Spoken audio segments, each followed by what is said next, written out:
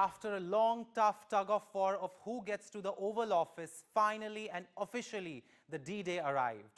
Donald J. Trump took oath to become the 47th President of the United States of America. And the glamour was high and closely watched by the world as to see who wore what and what it meant.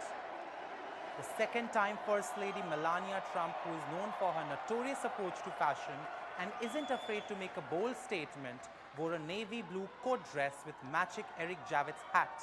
And let's just say the hat hit the fan. With the internet going gaga over it, whether it was its funny comparisons to McDonald's character the Hamburglar or her openly socially distancing herself from her husband when he leaned in to embrace her, almost acting like a protective barrier. First daughter Ivanka wasn't behind when she showed up in an emerald green Christian Dior, and the internet compared her to the character Serena from The Handmaid's Tale. Praise be.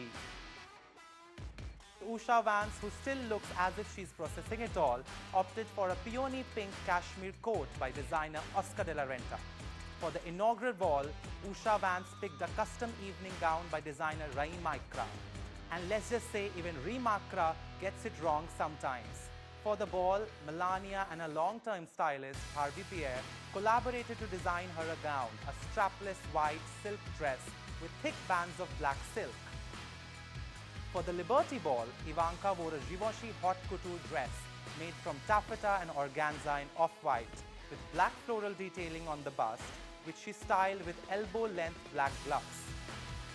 The inspiration was the OG fashion icon and Givenchy's iconic muse, Audrey Hepburn. The audience was divided on this, critics calling that the choice was culturally tone-deaf when considering Hepburn's legacy. Known for her humanitarian work, the actor was known for her outspoken opposition to the forces of fascism and neo-Nazism.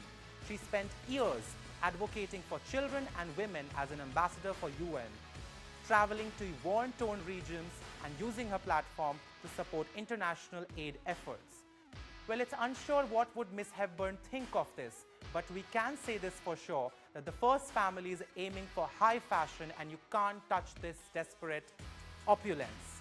Desperate to get the fashion fraternity's approval, seeing that during Trump's first term, top fashion houses and luxury designers publicly boycotted to dress her.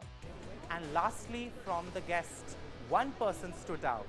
Lauren Sanchez, fiancé of Jeff Bezos, who I guess did not get the memo that this is a formal president's event and not the MTV Awards. Anyway, it is quite interesting to see how the tables have turned, and we will be curious to see what looks does this family pull out in the coming years. Well, let's just hope that Zara jacket doesn't come back, because we care and hopefully you do too.